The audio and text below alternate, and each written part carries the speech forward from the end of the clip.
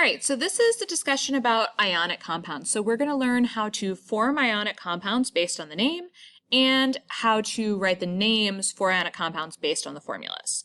So first off, what is an ionic compound? Ionic compounds are formed when a metal loses electrons, which forms a cation. These electrons are transferred to a nonmetal, which needs to gain electrons to be stable. And I'm going to show you an example of what that looks like in a minute. Ionic compounds exist in a crystal lattice. So what we mean by that is that when we have something like sodium chloride, it's not just one sodium and one chlorine. It's a huge, broad structure with alternating positive and negative ions, and these ions are held together by charges, opposite charges. If we wanted to be super fancy, we could say electrostatic forces. So just to summarize what we learned earlier in the year, cations are formed when metals lose electrons. And when metals lose electrons, since electrons are negative, they wind up having more protons than electrons and an overall positive charge. Anions are formed when nonmetals gain electrons. And since electrons are negative, when nonmetals gain them, they wind up with an overall negative charge. Ionic interactions occur because metals and nonmetals have very different values for electronegativity. So if we look at sodium and chlorine, sodium has a really low electronegativity and chlorine's is relatively high. So what that means is that chlorine is better at attracting electrons. Additionally, if we look at their ionization energies, sodium has a very low ionization energy, which means that it loses electrons really easily. So it works out perfectly because we have sodium that loses electrons easily and chlorine that gains electrons easily. So sodium can transfer a valence electron to chlorine. Now, when we form ionic compounds, we're basically combining them in whole number ratios so that every atom has 8 valence electrons, like a noble gas. And so we can show this using dot structures. So take sodium and chlorine. Sodium has 1 valence electron and chlorine has 7. So what that means is that chlorine needs 1 more to be stable. When sodium loses 1 electron, it looks like it has 0 valence electrons, but really it just means that the energy level below that is now full with 8. So sodium can transfer its 1 electron to chlorine, its valence electron, and then sodium has a positive charge and chlorine has a negative charge. And if you look at those charges, you can see that they balance each other out. So sodium is positive 1, chlorine is negative 1, and those cancel out to 0. Magnesium and nitrogen are a little bit more complicated. So magnesium has 2 valence electrons and nitrogen has 5. So what that means is that the first magnesium atom over here can transfer its 2 electrons to nitrogen. Now that magnesium is stable, but nitrogen still needs 1 more electron. So this magnesium on the right can transfer 1 electron to nitrogen, but it still has 1 it needs to get rid of. So we add another nitrogen. That nitrogen can accept the remaining electron from the first magnesium, but it still needs 2 more, so we use 1 more magnesium. So that whole confusing mess basically winds up with us using 3 magnesium atoms and 2 nitrogens. Since each magnesium loses 2, the magnesium ions have a charge of positive 2. Since the nitrogens gain 3, they wind up with a charge of negative 3. And when we look at the total charges, all the positive charges add up to plus 6. All the negative charges add up to negative 6. So again, they balance out.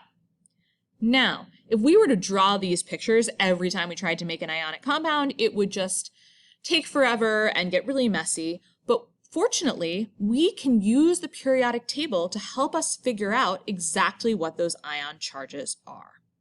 So let's talk about how we figure out these formulas without drawing these pictures.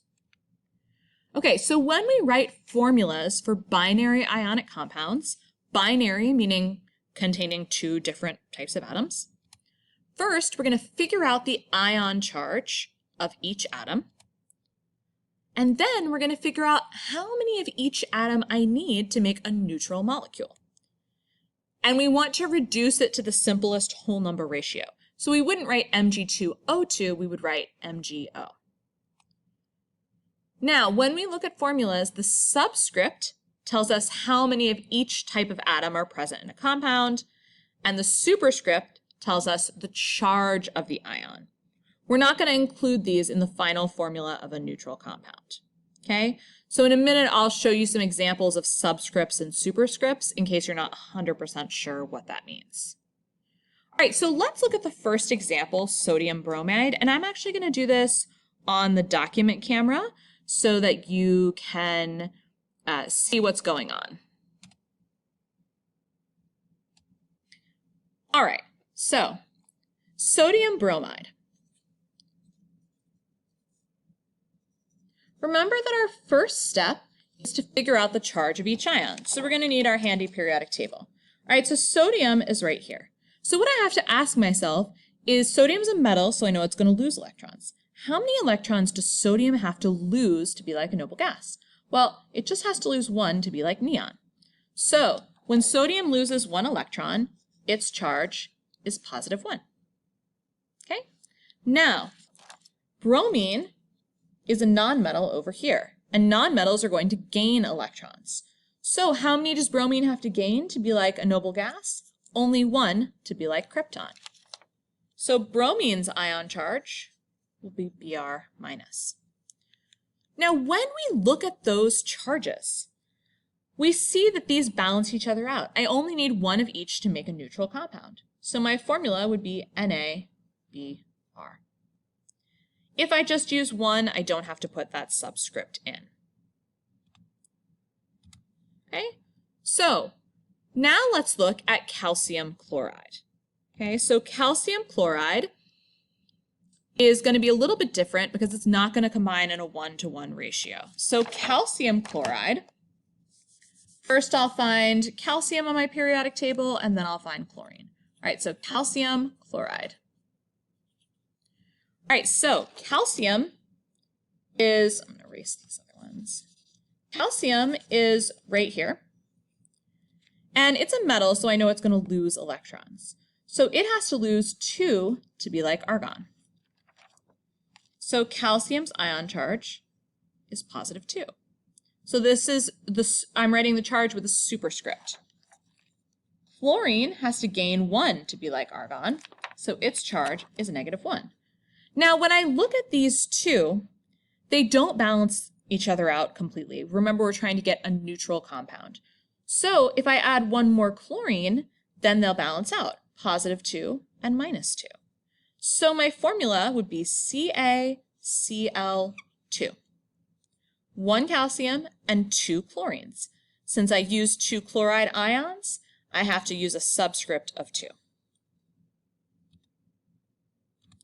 Okay, so I want you to pause and try the rest of them, and then I'll put up the answers in just a moment. So pause until you're ready to see the answers, and then we'll take a look.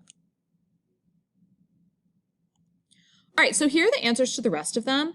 The ones that get the trickiest, I think, are when we look at barium and nitrogen here. Barium is +2 and nitrogen is -3. It kind of helps to think about like the least common multiple in math. We need to get them both to 6. So I need 3 bariums to get to +6 and 2 nitrogens to get to -6. A common mistake people make is they aren't really sure what to do with aluminum. And it is a little bit tricky because aluminum is over on the right side of the table, but it is still a metal, which means it's still going to lose electrons. So aluminum will be +3. Now, you might have noticed that we haven't talked about any of the transition metals in the middle of the table yet. So let's take a look at those and sort of talk about why those are different.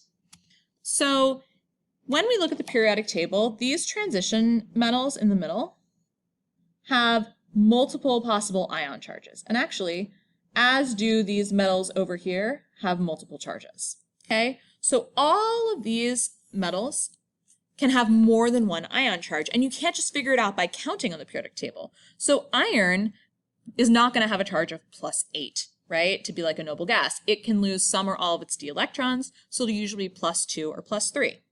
So if I were to ask you to write a formula for a compound containing one of these, I can't just say iron chloride because you wouldn't know which iron I was talking about. So I have to give you the charge of the metal. So The charge of the metal is indicated in the name by using Roman numerals. So for example, osmium 4 chloride, that just means that the charge of osmium is positive 4. And we know chlorine is -1, again, using the periodic table. So that means 4 chlorines will balance out 1 osmium, and our formula will be OsCl4. So this is really exactly like what we just did. The only difference is that now you're being given the charge. So for chromium 3 oxide, that 3 is the charge of chromium. Now, sometimes people will get confused about that. It's not the number of chromium atoms, it's the charge. So once I know that the charge of chromium is positive 3, I know the charge of oxygen is -2. So that means 2 chromiums will balance out 3 oxygens, and my formula will be Cr2O3. So pause, try the other 3, and then press play when you're ready to see the answers. Okay, so these are the answers to the rest of them. Again, make sure that you're always giving the simplest whole number ratio. So for example, in the second, it wouldn't be Cu2S2, it would just be Cus. Okay, so we've talked about how to write formulas based on the name. Now we're going to talk about how to write the name based on the formula. So when we name binary compounds, we follow sort of a general formula. We write the name of the cation, which is typically a metal, and the name of the anion, which is typically a nonmetal. And we're going to add the suffix "ide," I-D-E. Now, you've actually heard this plenty of times before. For example, sodium chloride, right? You don't call it sodium chlorine, you call it sodium chloride. So when we look at NaCl, the metal is sodium, so we just write sodium. The nonmetal is chlorine, so we take off the ending and replace it with "ide." So we'd write sodium chloride. So for example, CaO is calcium oxide. We write the name of the metal and then the nonmetal plus the suffix "ide." So K3P would be potassium phosphide. Try the others and then pause while you work on those, and then you can press play to check your answers. All right, here are the rest, and it's pretty straightforward. Sometimes people get these wrong because they feel like they should be doing more, but these are pretty simple to name. Now, when we wrote the formulas for the transition metals, we had to have a Roman numeral, right? And so when you write the name of a compound that contains a transition metal, you're going to have to figure out what the Roman numeral is and provide it. Now, one word you're going to hear a lot is the word oxidation state. This does have a broader meaning in chemistry, but for now, when we say oxidation state, we really just mean the charge. So when I say transition metals have multiple oxidation states, I just mean that they have multiple possible charges. All right, so let's talk about how we would name these. And I'm actually going to go to the document camera to do these. All right, so let's look at CrO. All right, now, when I look at my periodic table, I see that chromium is here. So what that means is that I'm going to have to give the Roman numeral, and that Roman numeral is going to be the charge of chromium. So how the heck do I figure that out? All right, well, I know from the formula that I have 1 chromium and 1 oxygen.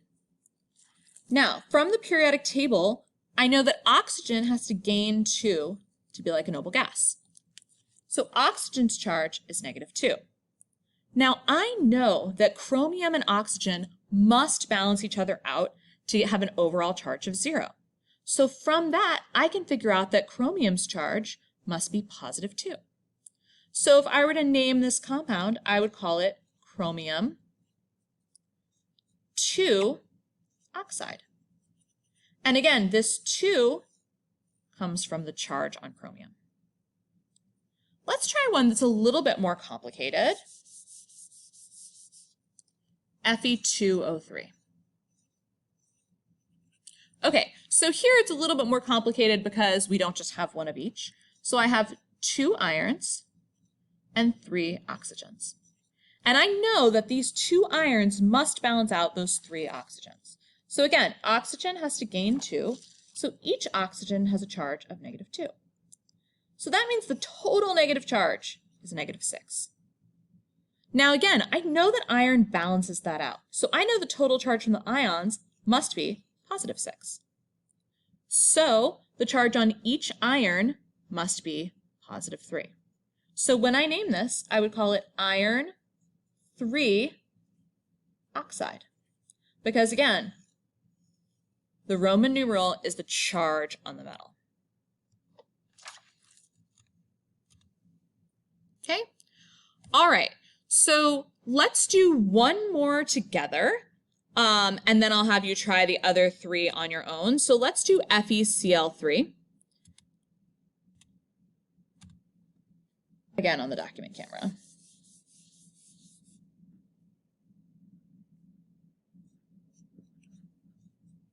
All right, so I have 1 iron and 3 chlorines. I know chlorine is -1 because it has to gain 1 electron to be like a noble gas. So the total negative charge is -3, and I know that that's balanced out by just the 1 iron. So iron's charge must again be 3, so this is iron 3 chloride. Okay. All right, so go ahead and pause and try those other 3. I will tell you, it really helps to draw out each ion like we just did, especially while you're getting used to it. That will help you get the correct answer. Don't just try to guess at it. All right, so here are the answers to the others, and I want to point out that for CuCl, the charge on copper is 1, and that's not just understood. If the Roman numeral is 1, I do still have to include that. I can't just leave it out. Okay, so the most important thing with this is to practice, practice, practice. There's lots of practice on Schoology in class, and there's also some short videos that just go over little pieces of this. So if you need help, please feel free to ask for it, and once you practice it enough, you will all get it.